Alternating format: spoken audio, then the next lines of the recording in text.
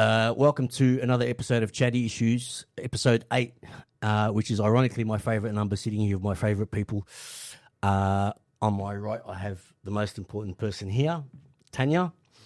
On my left, I have Louis, and I have my lifelong just filling in space childhood friend that traumatised me till this day, Norm.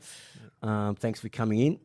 Chatty Issues is about getting where you need to go, regardless of the circumstances. It's about my touch on things, but ultimately it's actually about passing on my little bits and pieces that will add value to people's lives, because we're all full of issues. So the message is you take care of your issues and I'll take care of my issues, and together we'll clap, because you can't clap with one hand, but you can have a good time, right? So on a serious note, I sit here a bit frustrated, and I feel some injustice, because this is my 8th year into a 10-year intervention order, and I'm still in the courts to try to remove that. And I'll tell you what I'm dealing with. So I've had, in the last 6, this is year 6 now, I've probably had between 30 to 40 court cases. Just to remove this order, I've had 4 appearances so far. And I'll tell you how the first one started. Mr. Asafiri, so you're here today to remove the order? That's correct, Your Honour. I must admit, Mr. Asafiri, I actually don't know what circumstances we can remove the order. So if you don't mind, I'm going to stand the court down and go at the back and have a read. So basically, they're almost impossible to remove. They hand them out like lollipops, but impossible to remove.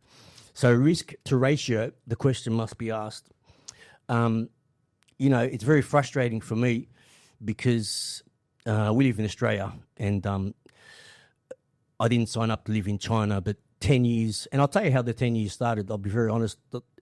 The last court case, because they kept extending them, and I was at work on the tools. I actually forgot about this case, and so they rang me, and I had the machines going in the background, whatever, quickly turned them off, and the judge said, "Oh, I'm going to extend the order." I said, "That's fine, Your Honour. I actually have no plans of going anywhere near it." So he goes, "Okay." He took it as me being a smartass. Yeah. And he said, "I'll slap you another 5 years." So anyway, again, ultimately this is not about me, but I'm here. My main driver is because I, like Louis in many ways, is one of the lucky ones, but doesn't mean I walk away and disappear into the sunset. I made a conscious effort to give back, and this wasn't my childhood dream to sit here and talk about this stuff on a podcast, but I actually believe there was a divine intervention, and I can talk to you until the cows come home about that, and I can tell you all the chronicles, and then you tell me if there wasn't. So today is today's podcast is basically trying to get my story out there to help others, because personally, you don't go to a guy that weighs 300 kilos to talk about how to get abs. So for me, I like to think I've got skin in the game with what these topics are all about, and I just want to make sure we get the right message out, and that's highly important to me. So, Tanya, just to take the edge off. Can I just, sorry to interrupt, before we start, just adding to what you're saying, Chad, I think it's very important for listeners and people viewing to know. First of all, congratulations, mate, to you and Sarah. Now, just touching on that, if we take a step backwards, for you to get into a position with what has transpired over the last 5 years, you could have sat on your hands and thought, poor me. You had 3 kids that you needed access to because you weren't seeing at that stage. You fought health and leather to get access to those kids. And where we stand today, not only do you have access to those kids, you have 100% access to those kids. So I think it's very important for people to understand how ironic that is in today's society. And not just access, you've become their rock, yeah, and you've become someone that you're their role model, and that in itself, man, should be enough for you to say, you know what, doesn't matter what they try and do, what gag orders they try and place on me, you've become the father that you always wanted to be.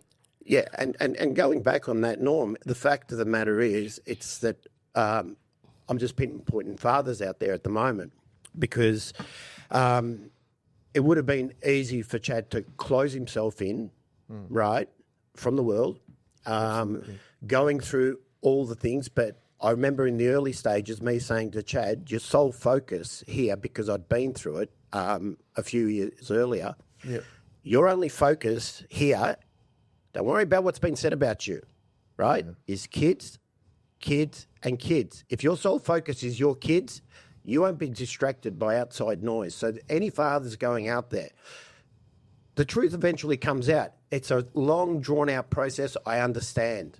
Yeah. And there's a lot of great fathers out there that are put into a category because they're male. Yeah. And there's no secret behind it.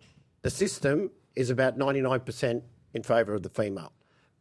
Irrelevant. Yeah. So my only thing that I can say there is the people in authority need to judge every case on its merits and find out what's true and what's not, rather than going guilty until proven innocent. But also, I think they need to give the children a voice.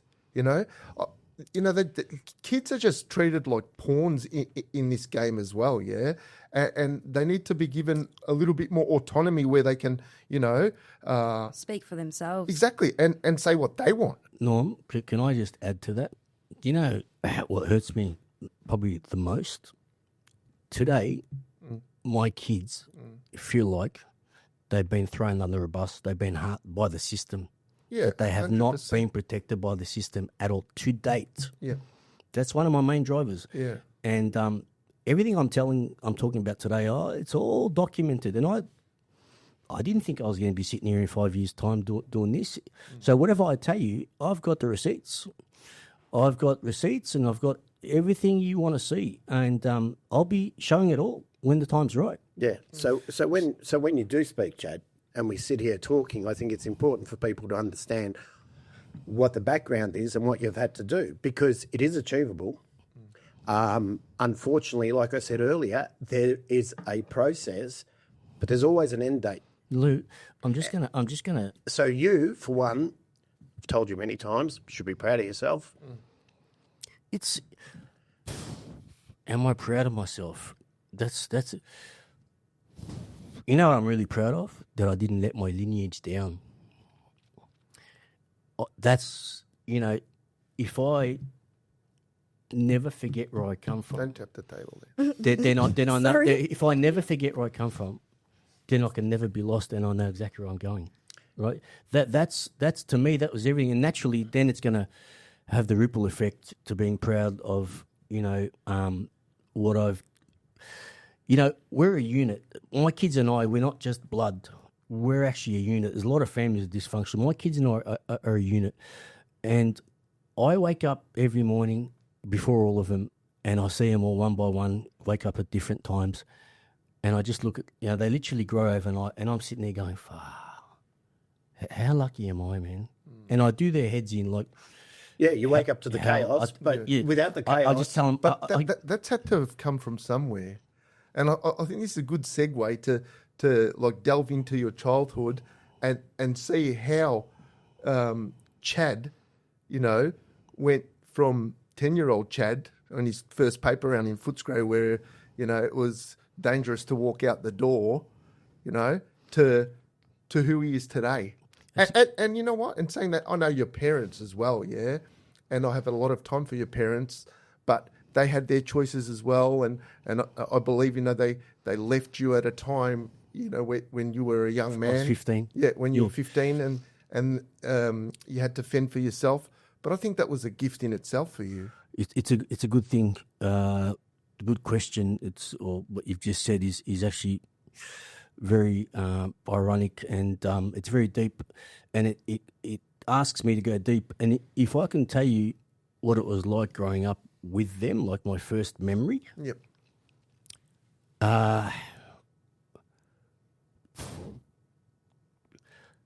Like my childhood, even though I got run over, you don't know that, right? I was in an earthquake, right? We literally nearly died in the car bomb. I swear to God, my dad used to park every Friday, go to the bank. On this particular Friday, he didn't park there, Lou, but a bomb went off. And what happened, we've been to Australia 7 times before that. But my dad loved his job, loved his country. Like as the fighting flared, we came to Australia 7 times. By the time I was 11 months old, I've been to Australia 7 times, my mum reckons, right? But that was the final straw for my dad, because he heard the bomb and he ran back, like guards everywhere, soldiers everywhere, and he's like trying to get to the, and he was like, shit, I didn't park here. So, and on my dad and on my parents, man, I've learnt like there was a flow. There was like a beautiful flow. My grandmothers, right, both of them, like my biggest role models were the women in my life, my mother and my grandmothers. My dad is like, he's a father. Spirit. He's a father to the world. My dad. He's like, I'll tell you, growing up as a kid, like my dad was like perfect in many ways, like smart, good looking, intelligent, gentleman, but he wasn't like, I wanted the kind of dad that if I said I had a problem with the principal, like Lou, will come down and rip their head off, right? So whatever my dad didn't have, I wanted to add to it. Now, when I look at my son, he's picking from me and my father all the time, and he's constantly There's a growth there. adding to it. That is the most beautiful thing a man could ever see in his life. Going back to my childhood, Nelma, when we were locked down in that stay home after 8 o'clock, even though we were happy at home, I felt that energy. Yeah, of course. So you know why people fell apart in COVID? Many reasons, but that's war energy.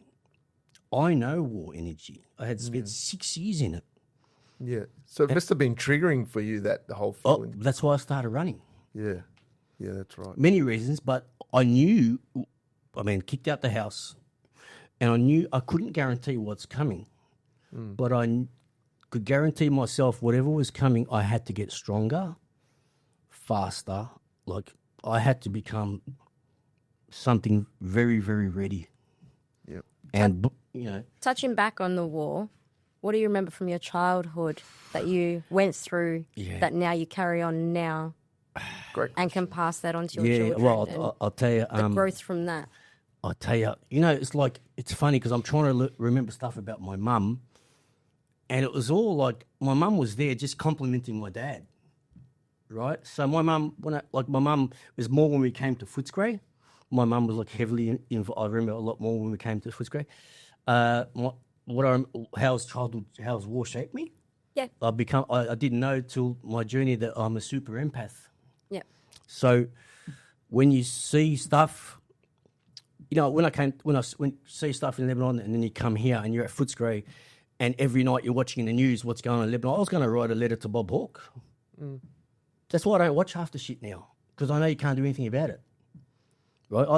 I became a super empath. So when I go around with my mates that want to bash people, I'm like, no. I could hurt people, but I didn't want to.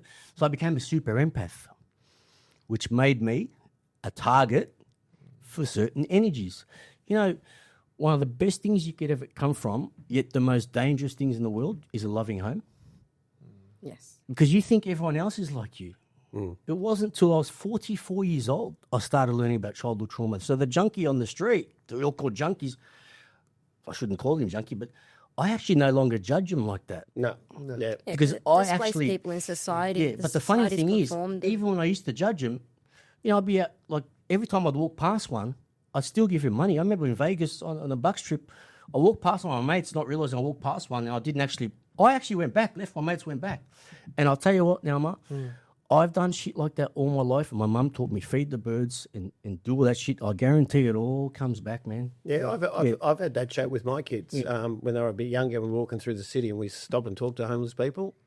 And within an hour of chatting, driving home, my daughter, this was going back quite a few years ago. Alice is 17. She'd be going, Dad, you know what we should do on the weekend is make sandwiches and stuff like that. It's actually legal to do now. You actually can't even do that now. So touching on what you were saying earlier, Chad, there's a lot of similarities to when you talk about where your mum's supporting your dad. Because it was black and white back in those days. Yep. And That's why there was flow. I am very. That's why there was flow in the house. See, I'm a very traditional person in my thoughts, living in 2025, and I constantly say to my kids, you know, when people go, or a parent wants to say, you know, back in my day, I don't say back in my day. There are certain things that I'm going to do that your grandparents did, and the way I was raised, because I believe in them, and I have this conversation with my kids. I'm not trying to drag you back into my teenage years because we're different. I understand that. But when it comes to values, these are the values that I want you to have because that is going to hold you in great stead as a human being, and that'll get you along a much further way in life than a straight-A student, someone that walks around with their heads up their ass. When you're likable, opportunities always open. You will attract a lot. I just want to say two things before I forget. So what you're saying is working in harmony with Mother Nature. So it's not my day, it's Mother Nature. Mother Nature designed everything perfect. The problem is now is when we're working against Mother Nature. We're trying to stick a square hole into a round plug. You're not going to get very far. I just want to finish with two very like beautiful stories about the war I never forget. The first one is why when my dad passes, don't ask me how I deal with that. I'll still run that morning and I'll still deal with it, but don't ask me how. So this is how you know like you have something special. Civil War, hot summer's day, we're in the Volvo, driving along the beach. My dad's drinking a beer, okay? That song Staying Alive by the Bee Gees comes on. Great. No seatbelt, windows down. It's war, yeah? Yeah. But even in war, it's like You just had each other. you value the most simplest things. So he cranks it up. Come here, son. Get in my lap. Gives me a steering wheel, gives me a beer. And I'm sitting there having a sip of beer. And because I didn't see my dad very much. He was like always flying. He was in the airlines, up and down. So when he come home, he was like my hero, right?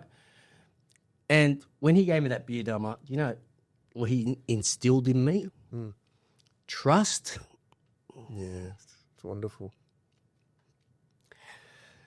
And he planted the seed of what being a man's about. All right? So he gave me that trust and he planted seed. You know, everyone in this world shares the same occupation.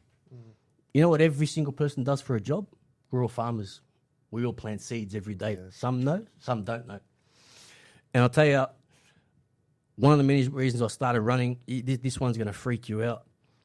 So in my situation, I went very deep. And this is my mentality, but I'm sure people can work with it.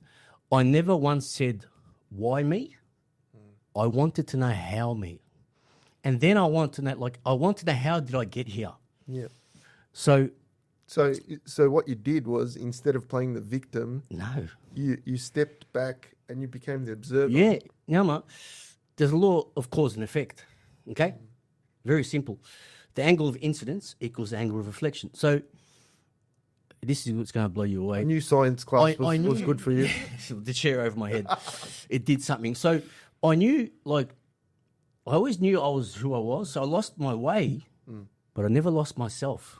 Yeah, But where did I get myself from? And I swear to God, like Tanya, you know what I do on my journey? I'd ring all the right people. Yeah. I'd ring all the right people. If I had a question subconsciously, I'm ringing Louis. I'm trying to ask a question, but I'm not really asking him. I'm trying to. So what they do is they plant healthy seeds. And I remember talking to my mate John Issa, and talking about my childhood and stuff. And I remember running one day because I want to know, where did I get this from? And this is going to freak you out. Do you know how I look now?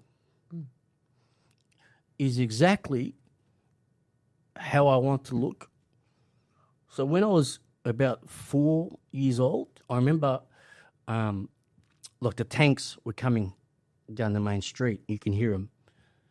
So I was about, well, it looked like 10 metres, 15 metres away from my dad on the street, but really would have been 2 metres. Oh, I shit myself. So I looked at my dad. Do you know what he did, Nelma? It's all good, son. That trust thing, right? So when he said it's all good, so I'm looking at the tanks.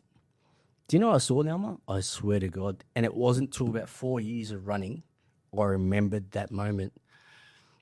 I looked at the soldier.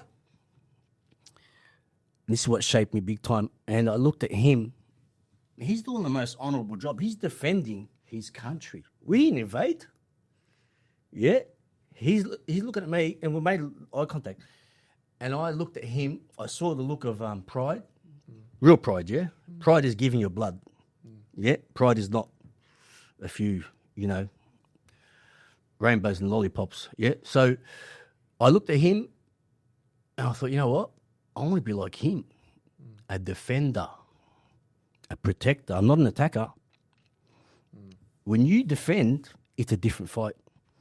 I've had the most violent, horrific, belittling things come at me if I let them be as bad as what they should have been. Like, God gave me a superpower, and that's being calm.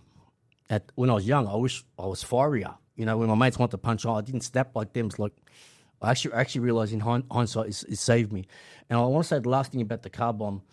Watch how the brain, this is how I learned about trauma. So about a year ago, my sister and I sit around talking about the car bombs. She goes, yeah, you and I were talking about it. I didn't remember it. Yeah. You suppressed it. Yeah. So what happened, the brain actually tries to protect you. It gets rid of it. Yep. It wasn't until when I found out that I was communicating with my sister about it, I kept asking the questions. About 45 minutes, an hour later, I actually recall it, actually sitting next to her in the car, the distance between me and her. Started unlocking it all. Yeah, it's all there. It all just started to unlock. This thing here works perfect. When you clear out the garage, dust it out, you make way, remove the old and make way for the new. Yeah. And that's why I love running in the rain so much, because the rain, you thought I was crazy running in the rain. I used to, 3:30 in the morning, if I could hear the rain pouring, I'm up, bang, driving half an hour, 20 minutes, get to the beach and rain, because the rain washes away the old and allows the new. Well, see, it's no different these days, Chad, to what you're talking about when parents plant a seed very early with children. Parents are trying to get on top of their kids when they're teenagers. It's gone, mate. Yep. You've got no chance, mate. No chance whatsoever. And I know that firsthand, right? My dad's similar to yours. Mate, there wasn't a chalkboard with rules and regulations like parenting today. Mate, if you think that your kids don't know the difference between right and wrong, Oh, they absolutely. you need to have a hard look at yourself as a parent. So there's no chalkboard. My kids understand they've been raised in a way what is right and what is wrong. It's not. I just It's not confusing with 100 different rules. Lou, It's like going to a work site, right? Health and safety now. There are that many rules. Walk between this line, wear this, make sure you got that on, and all of a sudden someone's run you over because you're not focused at the job at hand. But Someone's dropped a hammer. Hey, everyone's, let's stop. So going back to what you're saying is parenting needs to be simplified. And when we talk about having roles, I'm all for women working. But that's propaganda by the government. Oh, yeah, we know Absolutely. that. Right? Leave your kids with us at childcare. And at school. You get out there and work. No. Give the mother and the father financial things so she can look after the kids. That's the way it should work. And I guarantee you most mothers would be happy to do that. Oh, absolutely. At least until I agree. it's got to be a minimum of between 2 and 3 years of age. We had a rule before I even became a father. You will be at home, whether we have one child or 10 children, until they start primary school. My job was to make sure we can financially do it. And I did it.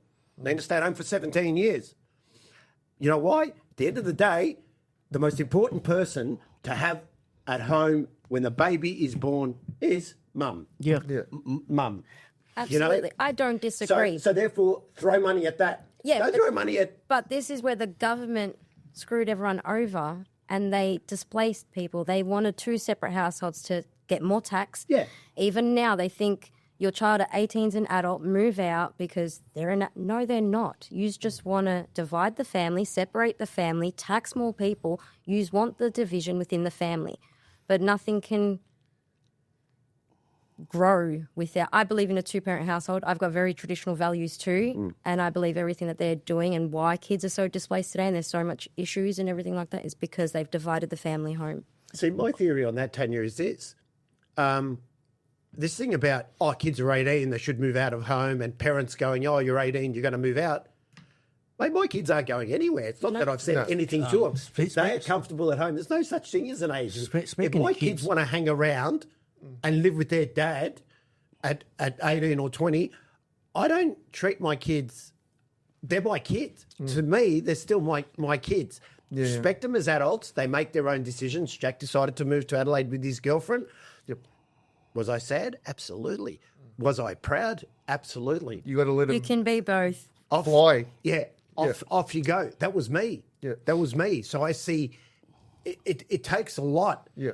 to go, hey, I'm 19. Even comments like, him having a bender of a weekend and then going at 19, Dad, I think I've had fucking enough of this drinking. Now, how does a 19-year-old, and he goes, and this partying, it's just the same shit, Dad. Because it wasn't fulfilling. Yeah. But he made his choice. He went through it. He grew from it. Yeah. And now he's Lou, good now. I want to talk about the chalkboard thing you just mentioned.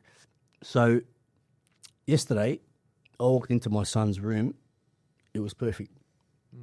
He makes his bed, man, every Discipline. single day. Now, how did I get him to make his bed? Because I make my bed every single day. So when I embodied before I started telling him. But when I started telling him, it's the way I sold him the holiday. Apparently I'm a holiday seller, but it's the way I sold it to him, right? So I said, Dad, it's actually not about looking pretty and all that. I said, it's about your personal standards. Yep. Right? If you can't get your inner, your little space, I said to him, if I was in a jail cell, it'd be the cleanest cell. They're my personal standards. Yep. I said, because when you wake up, it's such a good feeling, right? I don't leave my room until I make the bed, literally. So when you wake up, you just have, you've got the first tick out the way for the day. Take care of the small ones, and the big ones look after themselves. And I actually didn't know this in the military. Do you know why they make them do their bed? It's not for the discipline, because they're getting enough discipline outside. It's that their mentality is, if you can't make that bed perfect in here, and what is perfect? Getting the small things right. Because if you don't get the small things right out there, people are going to die. How did you manage to pick up the pieces? How did I manage to pick up the pieces? For me, home is everything. I didn't give a shit that I was working 16 hours, man. I work 24 hours. But I want to come home to a home that hums, right? You know, the worst thing a man can come home to is a house that It's chaos. It's chaos. dark. You know, dude. There's no communication. Remember, success is how you feel about yourself when you're by yourself. So don't be fooled with the big mansions. And I'll tell you, I'll give you an example. You know the Strand in Williamstown? Pre-COVID, they were making millions. So every year, come Christmas time, it's like who's got the biggest cock? They put the Christmas lights up. After COVID, have a look how many of them even make an effort. Why? Because their externals are determined by their internals. They're not making the money. That's why they valued money so much that they have it, right? That's why people, when they want to show you everything on the outside, whatever the way they present themselves, there's less going on the inside. So for me, I knew home was the most important thing, right? But, you know, growing up as a young kid, you got no clue on who you're going to attract in your life. You don't even know who you are. Yes. So how can you add value to someone else? And this is what I want to talk about. My message, part of my message is I want to show people how I dealt with it moving forward. And because growing up as a kid, you're 22 years old, you think you know everything. In reality, you know nothing. No. So what I learned, it actually has nothing to do what race or religion someone is. your partner is, I'll tell you now, is what are their standards? So, for example, I'm going to Disneyland. You're going to Disneyland too? You think that's cool? No. Which ride at Disneyland do you go? What are we taking together? How are we going to be on the mate, ups, the lows? Because life, I learned throughout my journey, I learned a lot about two things: love and war. And in my opinion, that's why Musashi, Japan's greatest samurai, talks about love. All the greatest warriors, they talk about love because they value life. So love, I learned love and war, and With love comes chaos too, because if you've got to understand that you've invested so much that this person knows you upside down, right? Yeah. So therefore, And so when they don't meet those standards, it's a betrayal. yeah. So Chris Rock summed it up perfectly, and it's satire and comedy, but he says it so well. He says, if you haven't wanted to kill your wife at some point, then you haven't been in love. yeah, All right? So, cool. That was for the old me. I got a different mentality now, man. I knew the second time around, I want to be the best version of myself to attract. But I always said the next girl is going to be the luckiest girl. And I'm not from a place of ego, because I'm going to give her everything, like everything I didn't give before. It's because you made all the mistakes in the first one, and the second time round that you don't have to make those mistakes. Your relationship should be like building a house. But can I just say something referring to that? The mistakes you made in the first one. Sometimes they're not mistakes. It's because your expectations aren't met. You can't meet that person back. No, that's right. So not necessarily mistakes that you've made. It's just you weren't Growth. met. yeah, because you grow Met as a person. halfway. That's right. So now those things that didn't function, you can now go back to that drawing board and change things around and go from a different avenue. It's funny. Different I mindset. was talking to my daughter Jamie about this yesterday, actually. I said, Jamie, I was in love in high school, and it broke my heart. So I went out and started becoming like a womanizer. I had an unhealthy attitude. And that's how I attracted what I attracted, because I wasn't 100% who I should have been, and I wasn't. You're gonna get out generally what you put in. Look, if you're not your authentic self, no. it will show up down the track. And I told Jamie I cheated. So I'll for never me, cheat again. I always tell my kids, you don't change for anybody. If you are your authentic self, do you know how easy it is to be you and live every day as you? I've been pulled up many times growing up, and people go, do you ever shut up? Do you think I was offended by that? Absolutely not. Nah. I could not give a rat's clack. I'm not here to impress people. I know who I am. I know I'll help you. I know I'll help anybody down the street. Just because we don't see eye to eye, I won't think about you in 5 seconds' time. And for me, that goes back to relationships too. If we have a disagreement or a misunderstanding, I want it resolved now, Yeah. not tomorrow, so you can sleep on it. Dwell not on the following it. day. Yeah. And I've moved on and I've forgotten about it. It's simple, whether it's a misunderstanding or not. Now, I know in some relationships people will go, I know in my marriage at one point when I was in Sweden, I first started going out with Nina, it was like we had an argument. We were living in a studio apartment. She didn't speak to me for 2 days. She goes, I don't want to talk to you. And we're living in a room the size of this studio.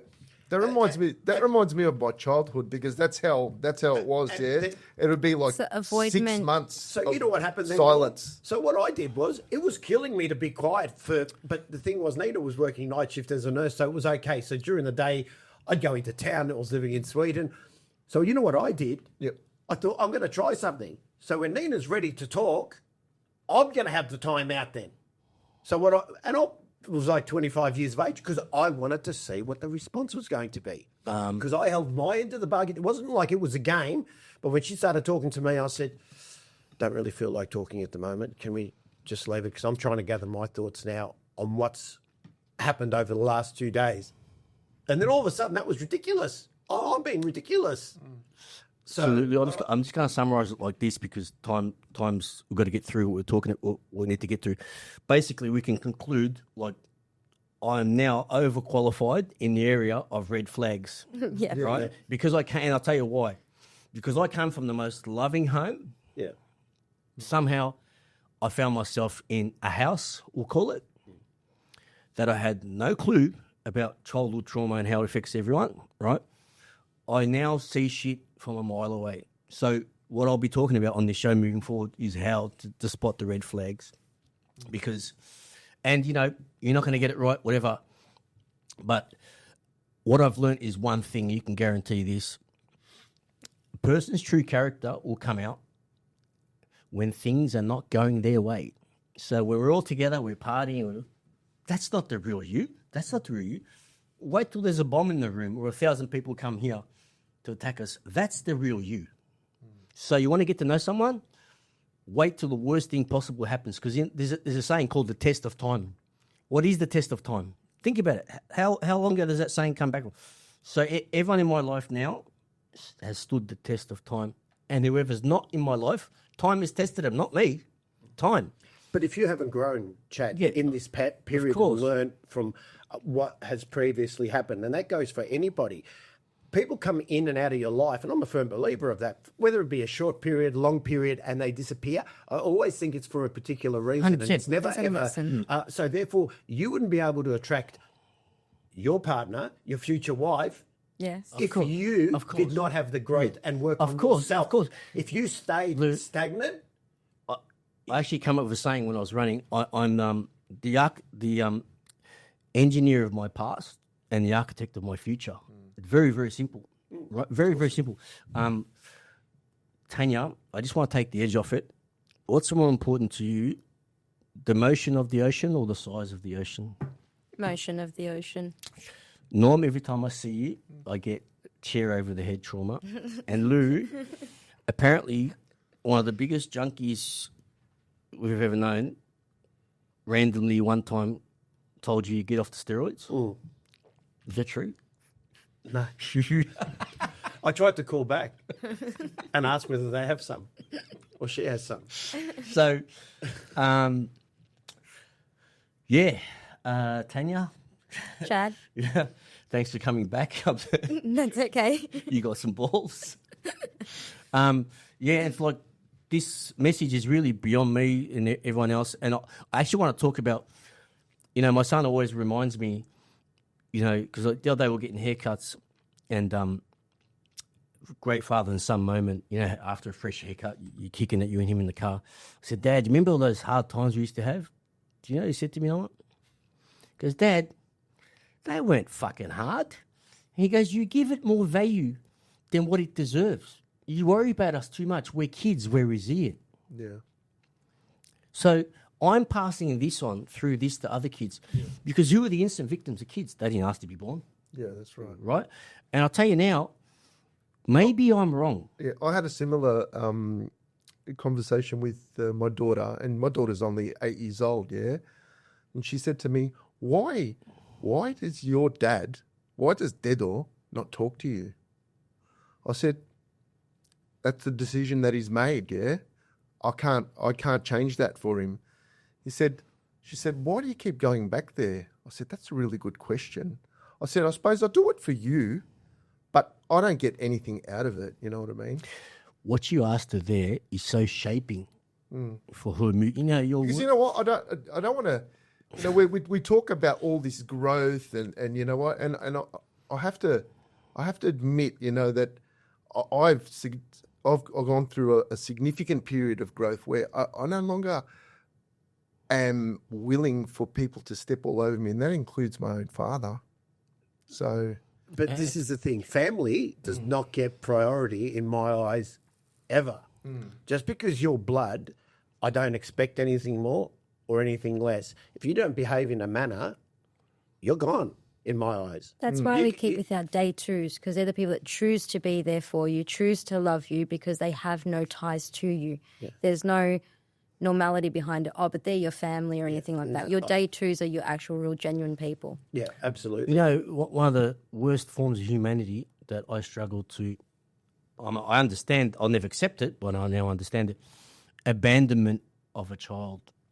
So when my parents went overseas, yeah, that was a form of I'll abandonment. tell you how it happened. Yeah. Tell you how it happened, Tanya. Imagine this. We're sitting around in Newport one day.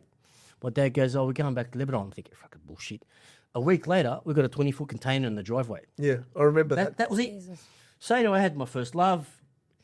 I was loving it, right? Parents going overseas. You know where I went the night they left?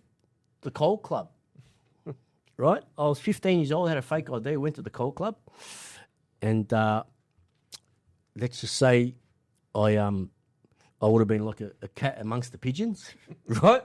And yeah, it's like it was not good right from the start. You know what I mean? So at the start, But it that was all quickly fun. changed. It was all fun, right? But I'll That tell you when quickly reality changed. hit me. When I was almost sudden 18, I'm renting. My friends have got brand new cars. You got a home. And I haven't got a cent. So even though I felt love, I knew my parents loved me. I still felt like abandoned a little bit. 19 was the worst year of my life. Can I ask a question? Seeing how like you did grow up with so much love, loving family, household, the word abandonment, when they left, could that abandonment wound that you had, because you would have had it, 100%. that's what made you get into Smart woman. relationships woman. that you So how did couldn't I get there? I'll acknowledge tell you how I got because there. of the I love you, but I'm going, I love you, but I'm going. Like, Yeah, now I'll tell you how I got, because I asked myself, why did I attract whoever in my life? And it was exactly what you just said. So after a while of playing around, you know, one thing I never had, and I'm 49 years old, and I still don't have a home. That's okay. That makes sense. that's right, you've just put a ring on it, so I'll the home's tell- coming soon. I'll tell you- With lovely Sarah. I just want to, yeah, I'll tell you, that's paradise. That's like eternity, infinity. That's why my favourite number is 8, because 8 is sitting over there. Yeah. So 8 is infinity.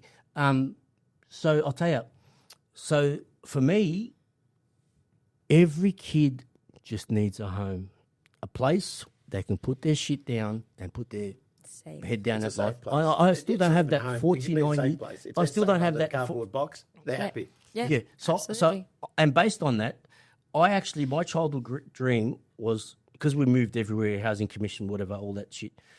My childhood dream. So we grew up in Newport, and my parents, not only did they decide to move overseas, they sold the house. And I was 15 years old, and I remember speaking to my dad when they built the athletics track in Newport, Nelma. I said, "Don't fucking sell this house. It's going to be worth a fortune."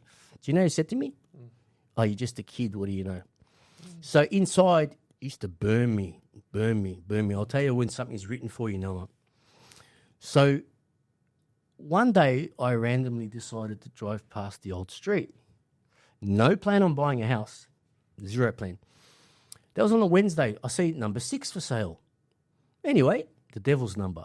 So that was when the GST first came in, 2002. So I thought I'll go to the auction. I went there Saturday morning. Took $1,000 with me, and watch how people and time you'll get the truth. So we had another family, Lebanese family, in the street, and I'll never mention who they are, but they'll know who they are. So they were so jealous of my family because we had the double block. They had the single block, you know, it was like then. Mm-hmm. So I've rocked up to this auction after 20 years. I haven't seen them. Do you know the first thing they said to me? "Oh, Chad, if your parents didn't sell..." Not, "Hello, how are you?" "If your parents didn't sell the house, what's the house worth now?" So I very calmly said, "Oh, well, in Arabic, mafi nasib, it means there's no fate." So anyway, the auction goes off. When I started putting my hand up, so the father and the son were there. When I started putting my hand up, and you can go fuck yourself too, by the way, because you got dark energy, and that's why I don't like you. You don't even like yourself. That's the bigger problem. So when I put my hand up, oh my Lord. And I put my hand up for me. When you come from a place of truth, everything falls into place. Lou, when I got that house, they waited for me to go inside and negotiate with the agent, right? They waited. It was raining. You know what he said, the son? "Fucking hell, Chad. If I knew it was going to go that cheap, I would have bought it myself." Do you know what I replied? "Oh, well, there was no fate." This is like, now everything in my life, people say, like, how the fuck do you do this shit? How do you, like, 10 years old, I'm selling the newspaper at Geelong Road, no high vis, pouring rain, BMX. My dad's in a different country, no mobile phone. because never in my brain, and this is how I got here, and I'm not fucking joking. Like, Sarah's starting to learn this now. When I lost my kids and everything, I never once actually worried about losing them, ever. No, you can take them away from me, but you're never going to take them from here. I'll tell you why. They're never going to. Because will always find their way they home, though. felt love, and I knew the love that we had and what I gave them. Yeah, so When someone leaves you, But the alternative was like never there. yeah. Never. When someone leaves you, oh, my missus left me. She didn't leave you. She was never with you. Yep. look, and it's going back to what I said to you, Chad, and to most fathers out there that are going through this, what I call a circus, is if you've done nothing wrong, the truth will come out. And I had so many things talked about me when the orders were on. They didn't hurt me because they weren't true. And eventually I, like you, knew that I would always see my kids, and it started with the supervision and the $300 every time. I didn't care about that. It's the start. And it only took my kids about 3 or 4 visits to go, hey, it's Dad. Yeah. So all the 11 months of not seeing him subsided in the space of 3 supervised visits, and hey, that's just normal. I think that's where I think Chad and you need to get your story out, because a lot of men feel displaced. They get into their anger wound, all that type of stuff. But it's just knowing if you actually put in that consistency, that work, the kids will see for themselves. Like the other parent can try and alienate you as much as possible. The truth does come out, and kids will always come And you looking don't for even their need to father. defend yourself, Tanya, because Kids never want to know a broken father. Don't you ever say you're broken. Watch your words, for they become your words. You're tested. You're in the trenches. Your back's against the wall. Yeah. You know when I got locked up now, Mark? I swear to God, and it was only 12 hours, by the way. It was the best day spa I've ever had in my life. And I'm not fucking joking. And I'll tell you exactly why. I was in my office, okay? Yep. My mum rings me. I had some cops ring up, looking for you. Okay, so I rang him up. They were come into the station. Never did I imagine that I'd be getting locked up. I mean, I'm working for everything. So I had 53 charges. 50 of them, I put my hand up. 3 of them were complete fucking the most serious shit. And my house has more cameras than the Pentagon, right? I said, boys, I won't go into too much what those serious charges were. I said, is this fucking fancy dress day or what? So actually, a good cop, bad cop. One believed me, and one you can tell he'd been bashed by Lebos at some point, 100%. Or he had like a It was racist. his own trauma, like unhealed wounds. his own right? bias That's why opinion a lot of of those people. people get into those fields. Yeah. Okay? And I'll talk about why I'm very intimate with this when the order comes off. So anyway, eventually that sorted itself out. But when I got locked up, so when and I'd spoken to my mates who'd been locked up a lot, and they the way they describe the cell, the police cell, they reckon that's the worst. The way they describe it is perfect. So off come your shoelaces, your hoodie, whatever. I get in there now, Mark, and I'll tell you, the worst bit was me. I tried to help someone, and you did this to someone. Okay, we didn't get along, whatever. That's a separate issue. But why do you have to destroy someone? Or try to? So I know why. But when I did that, that's when you have your moment, man, because that hurts, right? But you know very quickly what it shifted to? I swear to God. All right, Chad.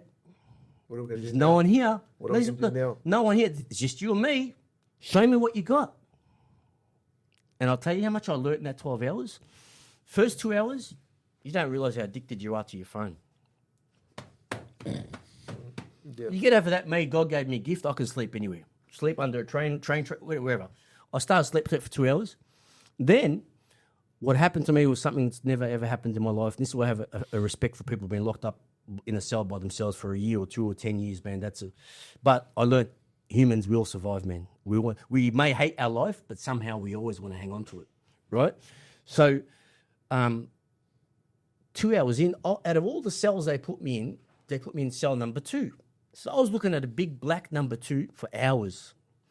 So what happened? I'll tell you what happened. Before, so all of a sudden, I started saying to myself, fuck, man, when I get out of here tonight, I don't do hookers, okay? Everyone knows that. I'm going to get 10 grand. I'm going to get a penthouse, do hookers, cocaine, all that shit. I'm going to go to Hungry Jack's. I'm going to get them to cut cheeseburger in half and go KFC, get chips and Diet Coke. I wasn't eating any junk. Do you know why I was doing that? My mind was protecting me for the hallucinations that were coming. So after 15 minutes of that, all of a sudden, I'm lying on the bed, and the big black number 2 turns into a black fucking swan that's attacking me. And I'm in the cell fucking punching on this swan. That's why I said it's the best thing ever to happen to me is that you know what? Because I got my truth. Everyone deserves their fucking truth. Everyone deserves their closure. And before my journey, I never understood why elderly parents that lost their daughter or their son 30 years later, they're playing on the news. They want the body. They just want their... I'd always say before my journey, just get over it, man. She's dead or... No. People just want their truth. And if you don't get your truth, you know, it can hurt. But things don't have to hurt. We give it the value. Resent the sense of injury and the injury itself disappears. Very early on, I knew, don't take it personal, man. Like, humour and keeping yourself in perspective will get you a long way. Like for me, I'm alive. My kids are there. My kids didn't die like Danny Abdullah, you know, the guy in the city. Yeah. Still blessed to be woken up every day. That's where you want to talk about I'm a nobody. Obviously, Lou's different to me, and he's my pillar of strength. You know, when I'm sick, I go to the right person. Listen, bro, I'll give you guys life advice. When you're sick, don't go to a fucking panel beater. Don't even go to a doctor. Go to a guy who's had the same fucking injury as you that gets it inside out and survive. Like Jordan Peterson, yes, he's intelligent, he's educated, right? But he also fried himself because too much theory and not enough prac. Yeah. Me, it all came. You know, like, if you asked me what a narcissist was 5 years ago, I would have said to you, I don't know, someone loves themselves. I had no fucking clue. So for years, I was thrown off the scent. So when you do an operation, you need to diagnose the illness. I misdiagnosed it. But when I diagnosed it, oh my Lord, I would run and run marathons, like 20 kilo packs on, because the more I ran, the more I went into a trance. I was able to piece my life back together. Everything, all the answers you're looking for, they're all here. You know right and wrong. You know everyone knows. Speaking of narcissists, you know, and like losing, say, a loved one, I feel like I've lost my father, and he's still alive. He's 85. You know what I mean? So it's such a heavy thing to say, but I've never had a relationship with that man. Never. I'm going to say that takes so much strength to say that, Nelma, and I don't understand. And you know, it wasn't for a lack of trying, because Nelma, I bent over backwards. Don't beat yourself up. Sorry, just didn't respond to what's there. Don't beat yourself up. We're all playing cards, man. All of us. You deal, you play the best you can. Like, I can't, through you, I've learned the value, like how much pain that must be, but like, don't let someone else's opinion of you be the value of you in other sense. And you know, like in Islamic teachings, and I'm a hypocrite, have mercy. Have mercy. Have mercy. I know it's hard, and even forgiveness comes in two stages. To a default, I'll have to disagree with you, but to a default, because... Did you hear what I said? I'm a hypocrite? Yeah. So that's the ideal scenario? Yeah, absolutely. But reality looks like this. Before we forgive, we need to disconnect. Yeah. We need to let it go. But that's if the thing. If we don't let go, we're going to be dragged. You can disconnect without that So it comes in reconnection, stages. just for yourself. Yeah. So you've got to simplify it. So when people are hurting, forgiveness is over there. Yeah. Then what? That's too hard. I get it. But it's like running taught me, put your shoes on and get out, run 500 metres. Yeah, but on a kilometre. But Chad, the thing is, right, and go back to Normie's situation and his father and yourself, and obviously Tanya's been through it. If you are not in a good place, right, there's no point Normie wasting his good energy on something negative, because the people that are going to value you is your daughter and your wife or your partner. Focus on that, because if we're Or I've had to, yeah. because they're the ones that are the most important. What other people decide to do around you, Yeah. Lou, I've got a saying for it because I'm sure we've all done it. We've all been rapping at some point at an opera concert. Yeah.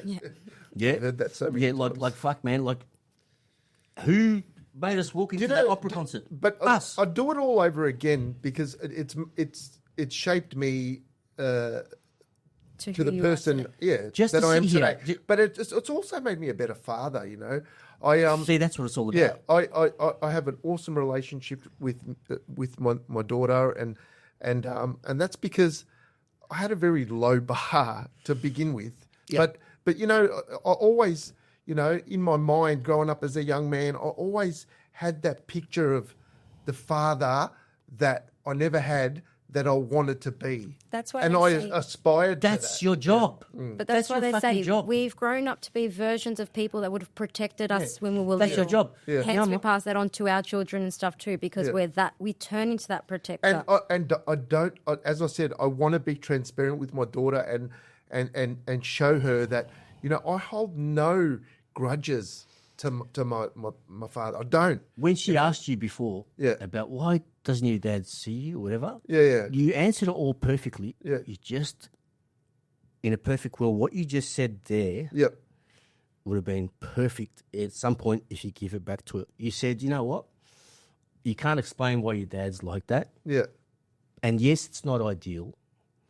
But what I choose to focus on is to make me the father Yeah. that I am for you. And that's what I choose to focus on. And life may not go your way, and you can't control how people feel, but what you can control is the direction you're heading. And that's the comfort that you take. And that's what you choose to focus on. So and going back to my mum and war and all that, you know, my mum taught me very early on, like, humility. Like, yes, I fuck around a lot on the outside. And even though, like, in my alone time, my level of humility is probably something most people won't even understand unless you spent like a couple of days. Like when I'm alone, I go like dark in terms of, you know, like one of the things I live by, simplicity is the way to life, fixation to death. Now, where's the simplicity? Everyone's fixated. Me, like when I bought a house, when I built the house in my childhood street and all that, I ended up building a beautiful house. I never built a home, but that's because that home was never for me. I've now found a home full of love somewhere else, full of abundance. And funny enough, when I built it, I said, watch the power of my words. This is why I'm very big on words. When I built it, Tanya, you don't know this, I said, when I bought the house, I said, one day I'll find a builder. I never once visioned going around checking out quotes, whatever.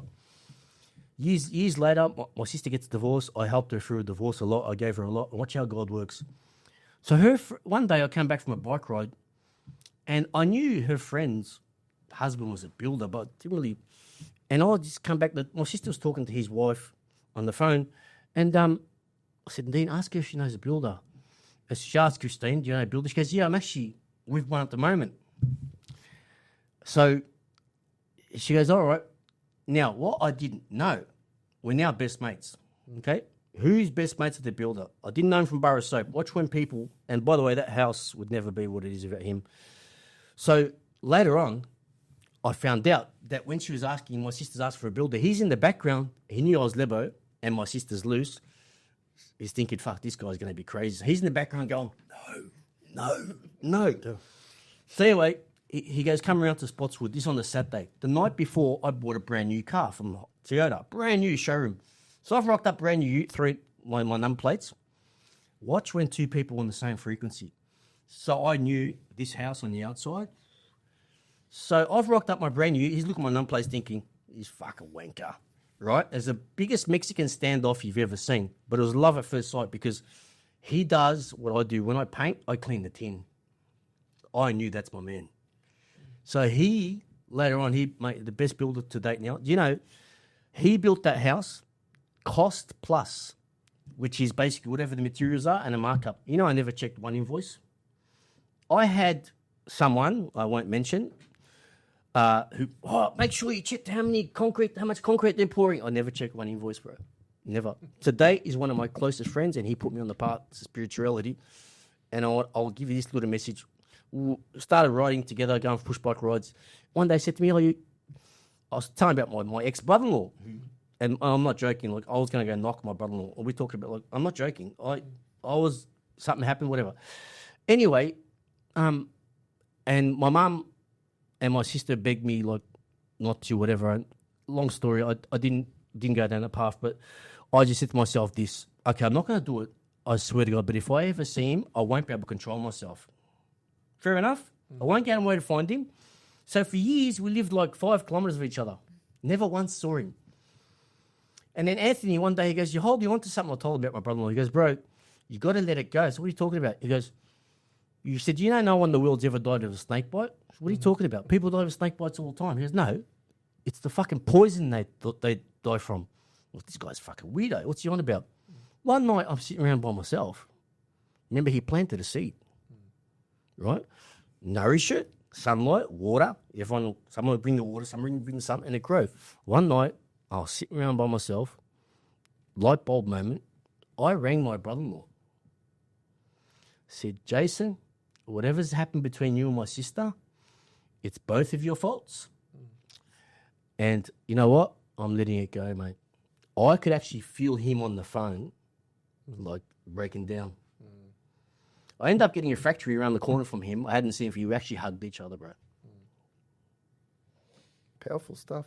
Not easy, but when you're ready, things like don't be open. Be open. It's about not reacting in the moment of being heated up and stuff too. Sit with it. Yeah, it takes time. Regardless how long it takes, sit with that. How do you build those muscles apart from steroids? Time. Go to a place that I don't like going every day. Yeah, like time. But that's why I train. Like, man, if you said to me one day you're going to be training every day, I would have laughed at you. No, but but you're doing that for yourself. Yeah. So this is the thing. I mean, when we come across adversity, I did the same thing, Chad, as you did. When shit hit the fan, I started working on myself. Because adversity is going to introduce you to yourself. My son split up with his first girlfriend, and what did I say to him? Kai, I know you're hurt, mate. You know you're in love and this and that, and it's just gone. I said, you're 19. I said, you know what? It's time. Time for you time to work on yourself, get some more training done, forget about that. I said, mate, because I guarantee you in time, when you're working on yourself, you're not looking for girls and this and that, you're happy within, it happens. I said, Dad made a conscious effort from about the age of 20 until I met your mum. I'm going to be single. I want to train. I want to do things for myself. Been there, done that. And that's what I did. And out of the blue, mum pops up. I wasn't looking for a relationship. I'm gallivanting around Europe as a single person.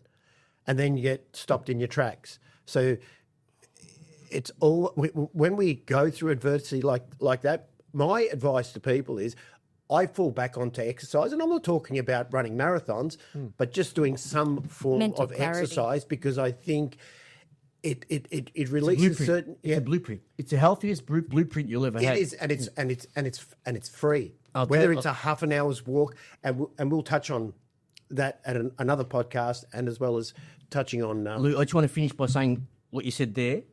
When your son was hurting, he went to the best possible person. What's going on? Most of the kids out there driving, breaking their trees. Dad's not there. Yeah. Dad is not there. What you're seeing right now is because Dad's been removed, right? That is where the juice is, man, for a boy. He goes to his rock. When the rock's not there, when you remove the rock from the house, brother, you can expect the paper and the scissors to come out. We're not just here because we have penises, yeah? Right? Like fathers, like to be a father, it's not just sticking your dick in a warm, wet place. And like I said, cockroaches do that, right? And that's what I value the most. Like, I muck around my son a lot, but at the end of the day, he knows, like, we have 2 gears, fun and business, yeah? And that's why I take my job very, very seriously, man. As a man, dude, I'm fucking proud to be a man. I tell you now, like, it comes with such fucking responsibility. And the best buzz is actually getting rid of the piece of shit I once was, if you want to call it that, which I'll happily call it that, and becoming who I am now to give back. Because I generally don't want anyone to go through this fucking pain, right? Anyone, like other kids, I don't, like, we'll talk about that a lot in future, but I just want to kind of pump out more of our story and what our intention is. And just on that, like, please, if you can like and subscribe our show, because honestly, my mission is to talk about chatty issues and daddy issues and how to identify them. But more importantly, my mission is to make sure that no one really feels the darkness that I once felt, because I made a conscious effort in that moment where it could have turned very sour to give back, and that's why we're here. And it's not about me, my kids, about everyone else's kids. And by the way, just on that, like, if you see how my kids were to how they are now, I'll tell you in summary, they've gone from not going to school, no uniforms, no books, whatever, to my oldest daughter's now first year at law, working 3 jobs. My youngest daughter, who wasn't the most studious, all of a sudden is like picked up her studies and working 2 jobs. My son is like, has the wisdom of a 40-year-old. He's just my best mate, and he gets it more than most men I know. And he turns the PowerPoints off, like one of those kids, yeah. So I'm very blessed, and that's my message. Doesn't matter where you are, you have the choice to get to where you need to go. And the reason why I'm here doing this, because in my opinion, I've got to the other side. I sit here with love, no anger, no hard feelings. I was in the worst, and I've gotten to the other side. But my message is to tell you about all the nuts and bolts of it as we move forward.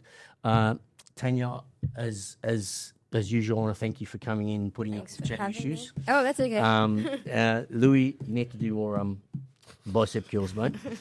And Norm, I know what it's like for you to come in here, and I know you do enjoy it, and I know sometimes it can be hard for all of us, but you being a friend is one of the most honourable things I've ever had the blessing of having. And, I literally couldn't do this without you. Love you, mate. Thanks, Chad. Tanya. Tell me. Thanks, guys.